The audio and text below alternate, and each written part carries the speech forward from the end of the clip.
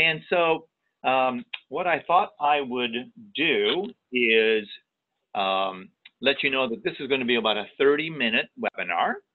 We've got a couple of folks that have been working in the kind of the mobile cell phone area for years, working with these issues of security and better engagement, and that's Patty Ruland and Travis McGregor. And Engage by Cell is all about figuring out how to use mobile solutions to try to improve engagement. And we've been doing this for about 10 years. We've got lots of experience in the organizational market, and we've got about 4,000 clients. Today's discussion won't be really so much about us as it is interviewing Travis and Patty about what are the various mobile solutions that are out there.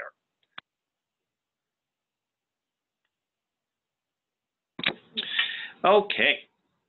We will email everybody a copy of the slides after the presentation, and as well as a link to the recorded webinar as well. So just some stats. We are finding that SMS is becoming just such an important factor in the workforce as a great way to communicate.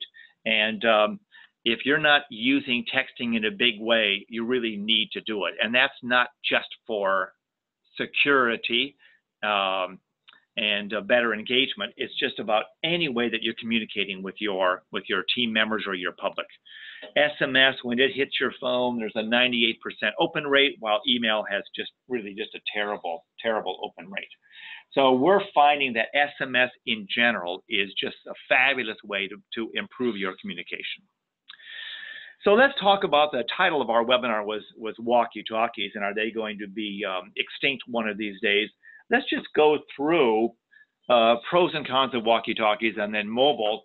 And it would be great if Robin and Amy and others, Bill, if you could jot in the chat window, what are you folks doing, if anything, with walkie-talkies and or mobile, so we can have a couple conversations going on at any one time. We've got me interviewing Travis and Patty, and then we've got a chat going on in the window. So let's have you folks talk a little bit about walkie-talkies. Obviously, walkie-talkies have been around since forever and ever. They're tried and proven. It's a great way to communicate with audio types of messages, and it's not really dependent on a carrier network.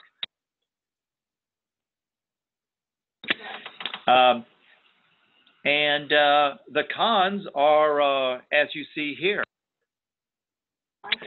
And they can be a little expensive to buy, although the prices are coming down. You do have to charge these things. It's a little bulky. They're not always available. You've got to have the device obviously with you. It's not something that you normally always carry when you come home. I think the key thing is it's only talk, and there is no written transcript. And of course, distance is limited a little bit, so you can't have these kinds of walkie-talkie conversations with people 25 miles away. On the other side of the technology spectrum is this use of cell phones.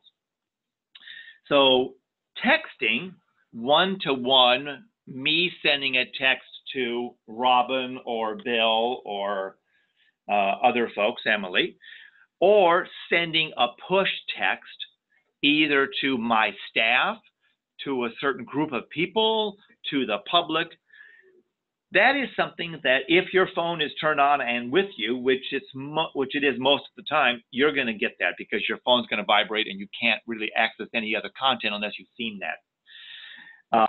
Cell phones also have this capability through mobile sites, and Patty's going to show us that in a second, to store information, and most of the time it is carried by the individual.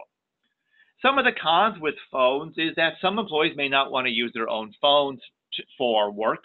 If that's the case, we've got plenty of clients that have handed out inexpensive $35 a month phones.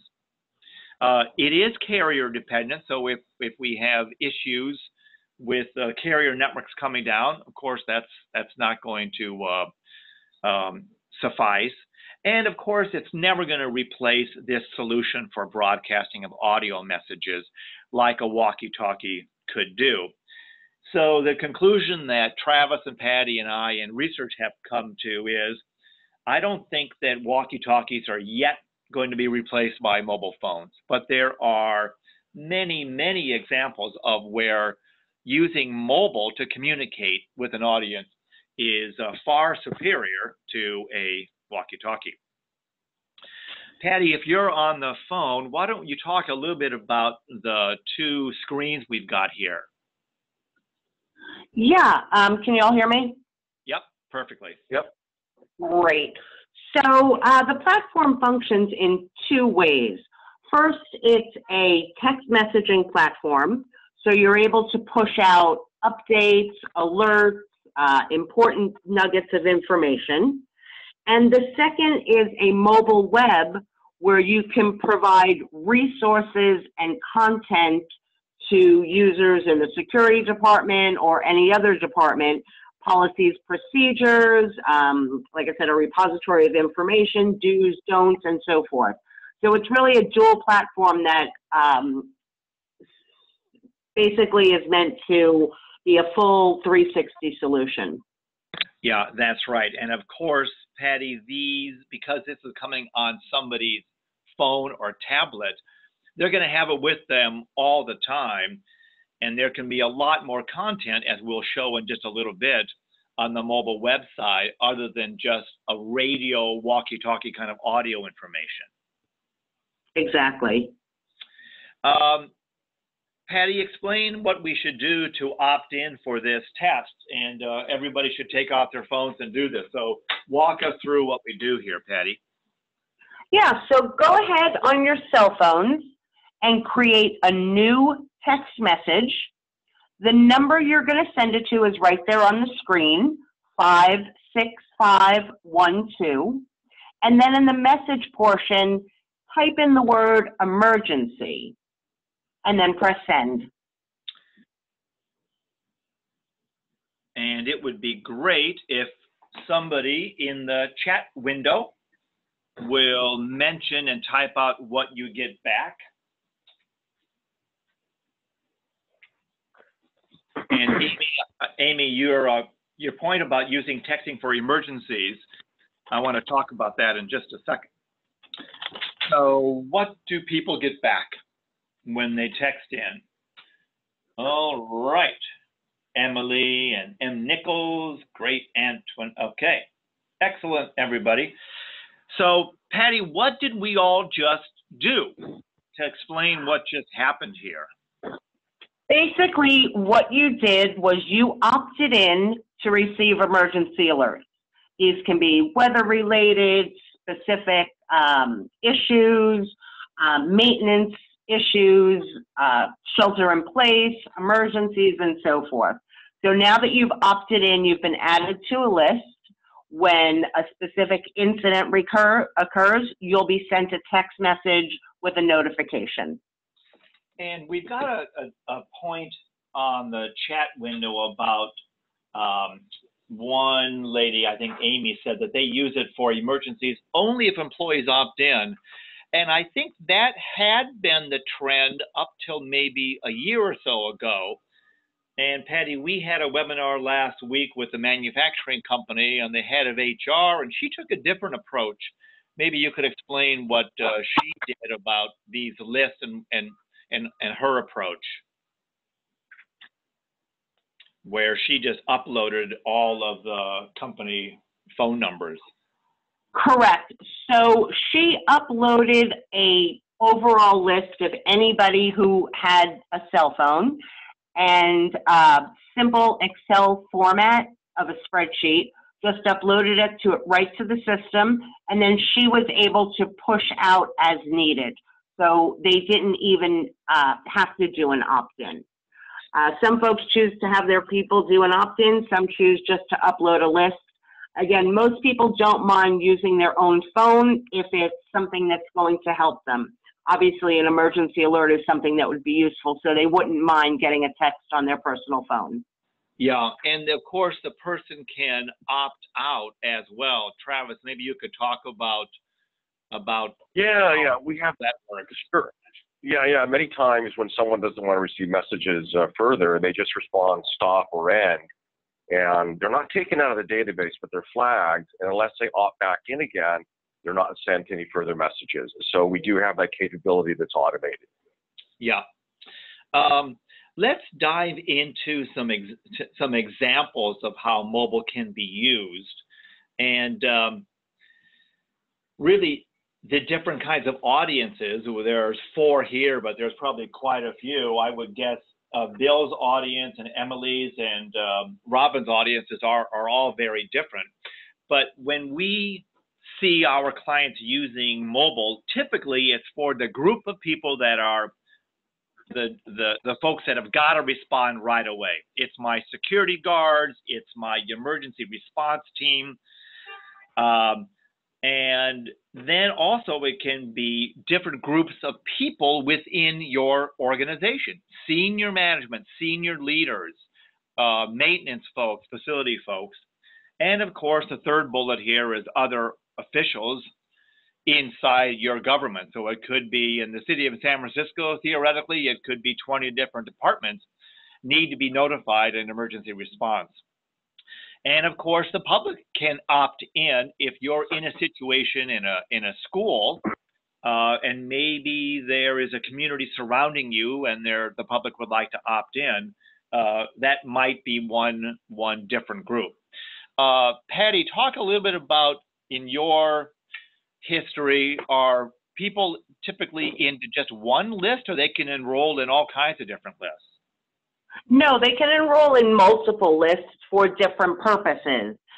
If you have emergency personnel that are required for a certain specific incident, or if you have, I know we have a lot of schools on the call, if you have certain designated teachers that have responsibilities, they could be on a specific list. And then you could have everybody on a master list. So lists can be broken up into specific types of individuals, whether it's based upon their skills or their services and so forth. Travis, I think a lot of folks, when they think of mobile for emergency response or security, they're thinking of really one thing, which is there is an active danger inside my facility. And of course, every organization on the phone should have a texting system to notify people that are associated with the facility that that's going on. But really, it's much broader than that. It doesn't have to be just for that one specific instance, right? No, I mean, when you have one-to-many type groups and multiple lists, you can take photographs, you can take video, you have audio capabilities. So compared to walkie-talkies, is that there's a much granular response, and it's much more informative to the various lists and groups that participate. For example, right here, communicating a picture of someone. Right. So this is something that we have a large aquarium, one of the largest in the country, that have used this feature. Travis, talk a little bit about how this works, and it's obviously just for the security people inside the aquarium, but talk a little bit about what's the problem that it was solving. So, I mean, one example is that a missing child. And so a missing child or suspicious person can be identified, and that it's not even just the security guards and security staff, but it's also a mother that can actually send the photograph saying, this is my child, look, here's the picture of it. And it helps the security staff identify very quickly in a group chat. Yeah, great. Let's go to the next one here. And this is Monterey Bay Aquarium. They've used this too. Patty, talk a little bit about lost children. It could also be for adults, but kind of what's the concept here? Once again, this is a group conversation with just a select group of people. Exactly. So a message can be pushed out to security to let them know an incident has occurred and to be on the lookout for somebody specific or something specific. It could be a lost child, it could be a stolen item or object, and this enables, you know, people to reply or, you know, search for them and reply that they found him and what the next steps are. Great. For the public, and this is not necessarily the entire city, but it could be parents, faculty, vendors, other organizations that relate to your own organization. Travis, tell us a little bit about how to use emergency mobile communications to interact with the public, and then how would the public even know about this so they could opt in? Well, typically there's signage, so the public would be in a certain area, let's say, and there's a lot of social media and websites that have information about, you know, alerts and emergency alerts, and to get on different lists to be able to notify about a specific incident, let's say in a given neighborhood. For example, as you have here, is that there's a gas leak. And so people can join a list and they can be notified in their local area. It becomes very informative. Excellent. Patty, you were talking to us a little bit about mobile websites. And first we were talking about texting. And tell us a little bit about content that can be stored in this platform that Engage by Cell offers, and how valuable that would be to folks that are working in emergency preparedness and responsiveness. And what are we seeing on the screen here? Yeah, you can host any type of content. This slide right here is showing some videos. So there could be instructional videos or informational videos about specific information. You can also post how-to lists or things that should be in a specific place or in an order. If something's out of order, they can see an image of how it should look. You can post Word documents, Excel spreadsheets, basically any type of media, whether it be audio, visual, images, words, pictures, just about anything. And Travis, this is similar to organizations using mobile for training. So talk a little bit about how this can become kind of a training portal.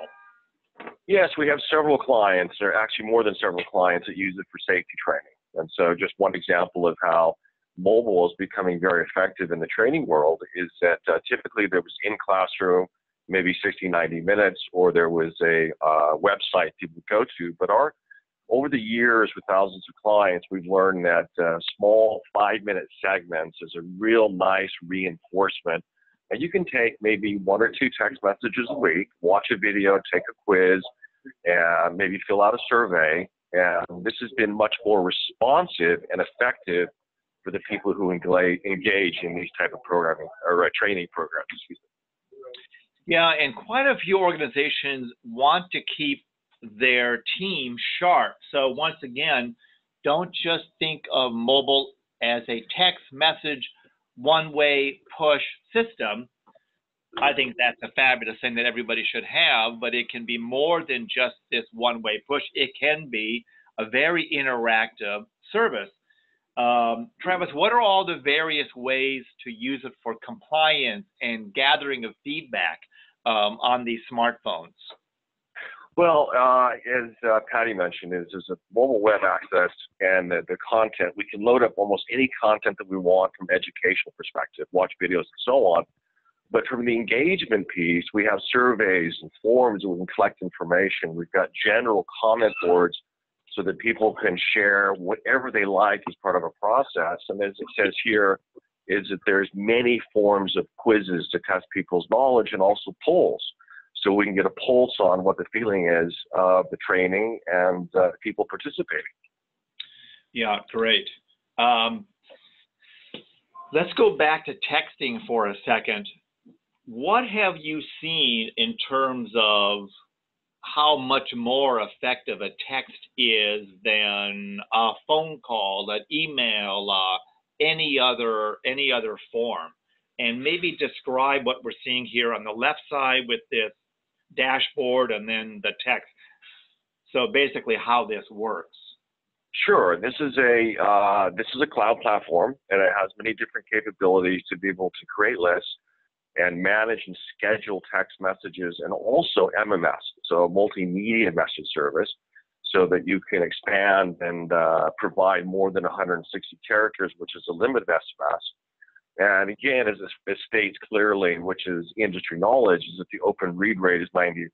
So almost 100% of the time, you're going to be assured that they're going to look at that message. But what's very interesting is that statistically, most people respond to a text message after reading it within 2 minutes. So it's a very, very timely response mechanism. So again, you can reach people instantly. You can schedule text messages based on time in different types of groups. And we also have sequencing so that people can get content at different times based on a training course or even onboarding as part of a safety process, etc.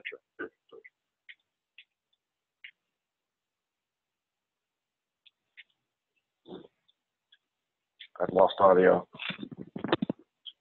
So Travis, talk to us about the same functionality, but now for more content. So talk about the screen on the left, which is design, and then what kinds of content people are now creating.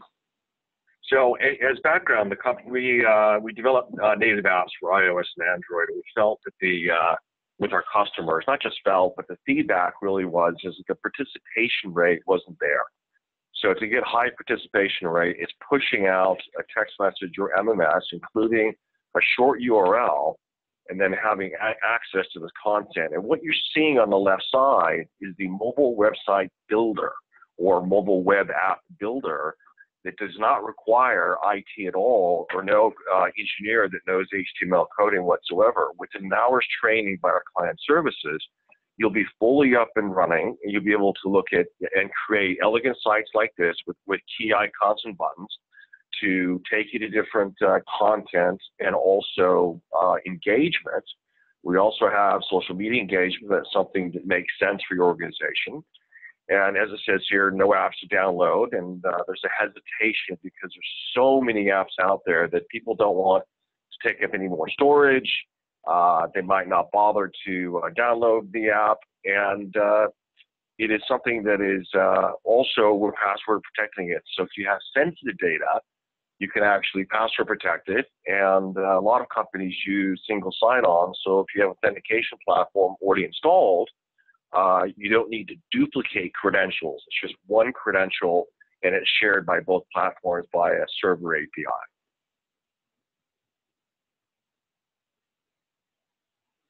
I keep losing audio.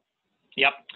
Inbound texting, Travis, and outbound texting. I think once again, just to clear this up, a walkie-talkie conversation is I push a button, I talk. Anybody that's on that signal hears it.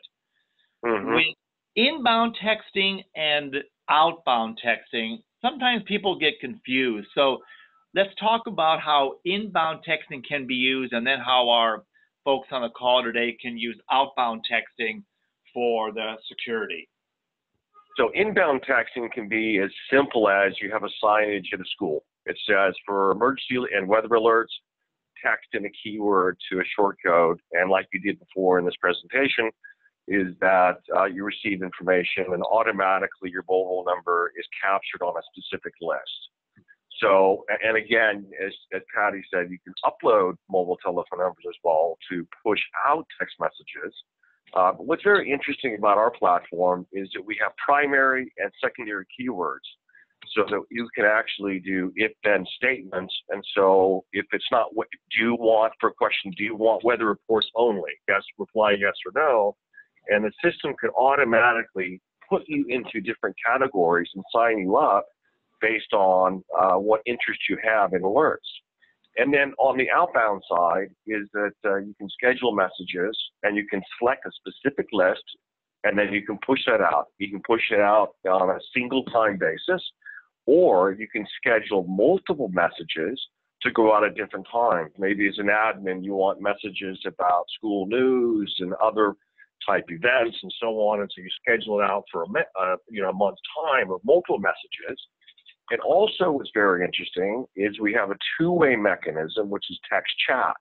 So similar to Skype and similar to Slack and so on, is that you can respond one-to-one with one specific person if you so choose, and that's all recorded, date stamp and so on, and it's very powerful. Let's talk for just a second, Travis, about how to build these lists. Amy had mentioned that they use an opt-in. There's lots and lots of ways to build lists, from web APIs to posters on campus. I'm guessing most people on the call today are thinking, okay, this is all really pretty cool, but if I can't get people to opt in, none of this is going to be important to me. So talk a little bit about what we're seeing on the screen with this dashboard, and then bring it up a little higher level into how does one go about populating these lists? Right. So if it's complete opt-in, one way to do it is having multiple keywords, primary keywords.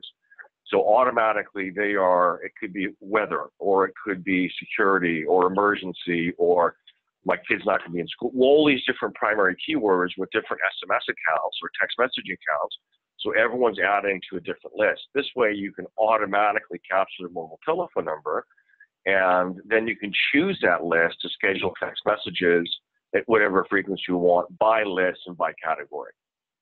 And of course, you can upload, like I said, once again, as what Patty said, is upload using a standard XML or Excel's list for importing numbers to a specific list.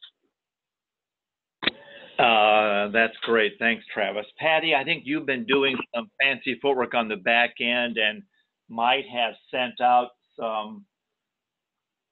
Oh, that's funny. Bill Craig just said, it's too funny. The inclement weather text from Patty just came in while it's snowing outside. Patty, that is perfect timing. Patty, talk a little bit about what you just did on the back end, and then we'll ask some folks like Joel and Bill and Amy to kind of talk about it. But this power of people getting in the list like Travis talked about, and then the administrator pressing a button which says, like Bill just said, inclement weather. Talk a little bit about the power of the admin having these controls at their fingertips. Yeah, I mean, like I said, especially the East Coast this year has been hit with some of the worst weather. Being able to literally click a button that says send to this list, and click a button that either says send now or, at a specific date and time is really, really helpful. You can access it's a cloud-based system, so an administrator can access it from any place and be able to send out these things in a timely manner. What I just sent was just a basic text message. We can also incorporate MMS with that also, which would maybe show a picture and so forth of a suspicious person or something like that. So I'm just going to quick send out another little one with an SMS attachment of an image. So let us know if you've received that. Yeah, Bill or Robin, go ahead in the chat window and just mention to us in the chat if you've received it. But what we're trying to demonstrate is, once you've got this list built, like Travis had said, you now have this unbelievable power to push a button through your laptop or computer and communicate with the 20 people that are on this list or the 20,000 people on this list. So Antoinette got it, others got it. Patty, talk a little bit about what is required. I mean, obviously, working with a company like an Engage Buy Sell is needed, but what would a person do to get started? Yeah, believe it or not, the process is very simple. We have folks that subscribe to the service, and they are literally up and running the very next day. It's basically figuring out how many lists you want. Some folks start with just one general list, and then they expand into specific lists. And it's, again, either pushing out an email or putting out a sign or a notification saying opt in, or just uploading an Excel spreadsheet with some phone numbers. Obviously, everybody on the call opted in a matter of, seconds earlier. And as you can see, we're already able to push out messaging to them. And if people wanted to, you could ask a question. In fact, Patty, if it's not too hard, you can make this a two-way communication. So you could actually ask people, are they able to come to work today? Or are they seeing any danger? Or have they seen this person? So I don't know if it's easy for you to do that, Patty. If somebody wants to send me back a message to one of the messages I just sent, I'll just reply verbally, but I'll let you know what I got. Right, so Bill or Robin or Amy or somebody, go ahead and just reply with hi Patty or anything you like, and it goes right into this database. It's not coming on Patty's personal cell phone. There's an archive of everything that can be downloaded, and it becomes this two-way texting. So if anybody wants to reply, but I should hear. Patty, also, do you want to send out a link to just the home page of the mobile website, just to give people an idea of what that looks like? Yeah, sure. So I guess the attachment, some people's phones, sometimes if you receive SMMS, it takes a moment or so to download on your phone. Somebody typed in Jell-O, somebody typed in it's down at the Cotton Patch, and so forth. Just an FYI, that's a bunny that I rescued from my backyard yesterday. And right. Let me now push out a text message with a link to a mobile site. That's right. And this, let's see. And I think everybody is US based on the call today. Yeah, I think that's right. Patty. Okay, if not, the service is also available in other countries, in specifically North America, Canada, and so forth. All right. So let's just show you. So everybody will get a link to a mobile page, and let me know when you get that. All right. Robin says image has not come through. The bunny is taking a long time to get to Robin, Patty. Sorry about that. But Bill got it. Right. And this is a link to a page of content like what we were hearing from Travis. So it is any content you want that can be stored on this platform. So it could be training videos, it could be maps, it could be anything. Great. Well, any more questions for our guest speakers, Patty Rulin and Travis McGregor? Thank you, Patty and Travis. You're welcome. If there are a few more questions about walkie-talkies versus mobile, let us know. I think we're at the point where the phone communication is so powerful with specific groups of people that don't have to carry or own a walkie-talkie that just about every organization is going to have mobile as a key component. We don't think it's ready to replace walkie-talkies for sure because they're just two different services. But everybody should. And Dave, it looks like we have another question before we wrap up. Right. So Robin is wondering who can see it. In the group text, Robin, there's two ways to set that up. Either the group of people that are on your list, when they text, everybody can see it back and forth, or you can set it up that when that person replies to a text, only the administrator sees it. So you might have, like Monterey Bay Aquarium they had a list of about 18 people working security. only they saw every text, but if somebody wanted to text the group, they could. And then there are many other companies that use texting that it's a one-to-one in terms of coming back. So the messages aren't spamming everybody. So that is your choice. Great question. So that's right. So Robin, you are saying here you've got a group of 48 that handle security. So you might have something called text chat, which means anybody that sees something suspicious, they can reply to that text and all 47 people see it. And that could be great for an image of a suspicious person or a lost child. Or a text goes out like Patty's did, and when you replied, you didn't see the Jello and the bunny comment because they were just going right back to Patty as the administrator. Great question. That's just a toggle switch. Well, we will wrap it up now, unless you've got some more questions, and we will send out a copy of the slides as well as a copy of the recorded webinar, probably tonight or tomorrow morning. And if you'd like a demo for your own organization, just let us know, anybody here at Engage by Cell, and we'll set you up with a demo account and you can start playing with it. And Patty and Travis, to get started, is it a big onboarding process? Travis, how long does it take to get started? Oh, we allot for an hour to an hour and a half. Usually it's less than an hour. Seriously, and it's a very intuitive solution. All the features are really straightforward, so it's very quick. Robin's got a question about cost per seat. For very small organizations that may only have 50 people, it might be $100 a month.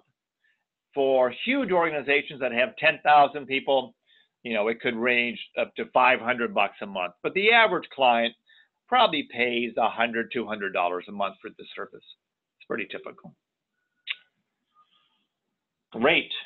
All right, thanks everybody, and thanks for attending the webinar today. We really appreciate it.